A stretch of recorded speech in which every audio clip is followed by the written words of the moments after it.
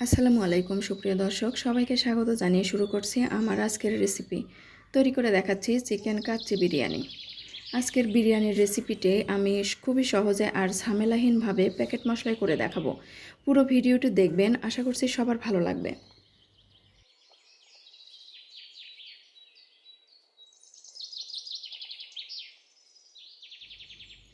প্রথমে আমি মাংসটাকে ম্যারিনেট করে নেব। এজন্য আমি এখানে প্রায় 1200 গ্রামের মতো মুরগির মাংস নিয়ে কেটে ধুয়ে পরিষ্কার করে পানি ঝরিয়ে নিয়েছি। মাংসগুলোকে একটু বড় পিস করে কেটে নিয়েছি। চেষ্টা করবেন মাংসের পিসগুলো বড় রাখতে, এতে করে মাংসের ভেতরটা জুসি হবে। কোনো রকম মশলা বাটার ঝামেলা ছাড়াই প্যাকেট মশলায় বিরিয়ানি রান্না করে দেখাবো। এজন্য এখানে বাজার থেকে কেনা একটি কাচ্চি বিরিয়ানির মশলা নিয়েছি। এর ভেতরে এরকম দুইটা প্যাকেট থাকে, একটিতে থাকে গুঁড়া মশলা এবং অন্যটিতে থাকে গোটা মশলা। প্রথমে গুঁড়া মশলার প্যাকেটটা কেটে সম্পূর্ণ মশলাটাই এখানে দিয়ে দিচ্ছি।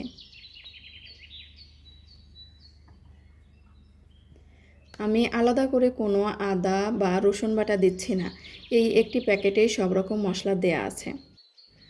তারপর ছোট প্যাকেটের যে আস্ত মশলাগুলো ছিল সেখান থেকে কিছুটা মশলা দিয়ে দিচ্ছি। তেজপাতা, এলাচ, দারুচিনি, কাবাব চিনি এগুলো দিচ্ছি।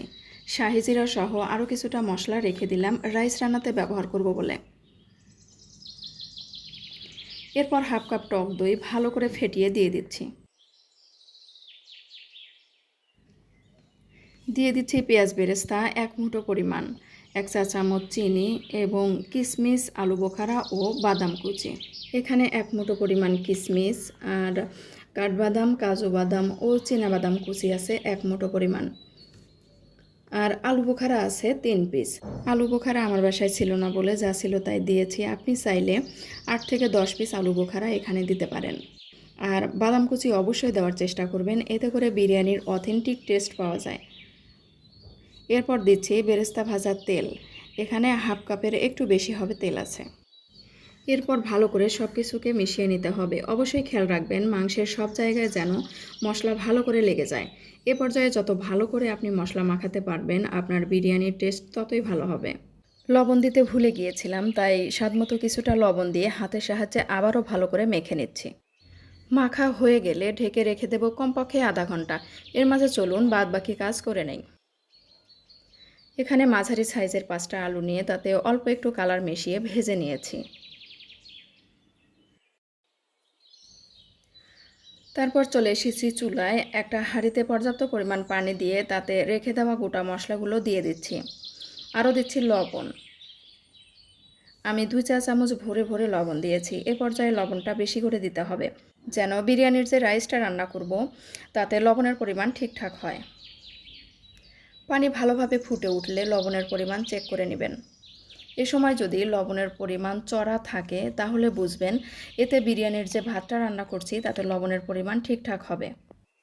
তারপর চিনি গুঁড়া পোলাও চাল দিয়ে দিয়েছি 600 গ্রাম। চাল দেওয়ার পর একটু নেড়ে দিচ্ছি যেন হাঁড়ির তলায় লেগে না থাকে। এরপর বড় এক টুকরো লেবুর রস দিয়ে দিচ্ছি। এতে করে রাইসটা হবে ধবধবে সাদা এবং ঝরঝরে হবে, একটার সাথে আর একটা লেগে থাকবে না। চাল দেওয়ার পর যখন ফুটে উঠবে তখন থেকে ঘড়ি ধরে আমি 3.5 মিনিট থেকে 4 মিনিট সময় এটাকে জাল করে নিয়েছি। দেখুন ঠিক এইরকম হবে, অর্থাৎ আধা সিদ্ধ করে নিতে হবে। এর চেয়ে বেশি সময় কিন্তু জাল করা যাবে না, তাহলে দমে দেওয়ার পর এটা নরম হয়ে যাবে, যেটা খেতে কিন্তু একদমই ভালো লাগবে না। এখন আমি চুলাটা বন্ধ করে সাথে সাথেই পানিটা ঝরিয়ে নেব। এরপর চলে যাব কাচ্চি রান্নার মেইন ধাপে।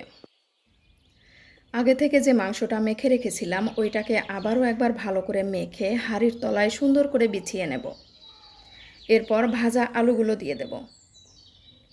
এরপর বেশ কিছুটা কাঁচামরিচ মাঝখান থেকে ভেঙে দিয়ে দিচ্ছি। এবার পানি ঝরিয়ে রাখা আধা সিদ্ধ ভাতগুলো দিয়ে সমানভাবে বিছিয়ে দিচ্ছি।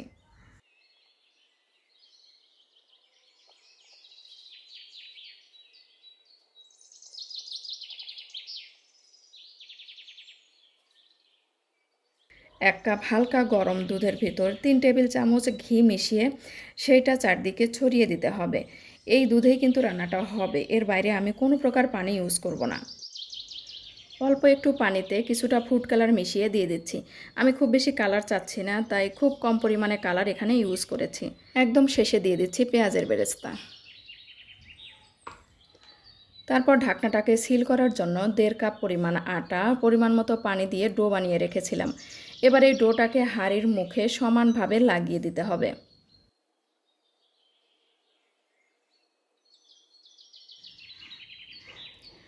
তারপর ঢাকনা দিয়ে ঢেকে পুরোপুরি সিল করে দিতে হবে। সিল করা হয়ে গেলে চলে যাব চুলায়, এবং এটাই হচ্ছে এই রান্নার শেষ ধাপ। চুলায় প্রথমে একটা তাওয়া দিয়ে তার উপরে হাঁড়িটাকে বসিয়ে দিতে হবে। খেয়াল রাখবেন হাঁড়ির তলায় কিন্তু অবশ্যই তাওয়া দিতে হবে। আমি আজ যে হাঁড়িতে রান্না করছি তার নিচের দিকটা যথেষ্ট মোটা, তারপরেও কিন্তু আমি তাওয়া দিয়েছি। এতে করে নিচে লেগে যাওয়ার আর কোনো সম্ভাবনাই থাকবে না। তারপর চুলা জ্বালিয়ে প্রথম 5 মিনিট লো হিটে জাল করে নেব।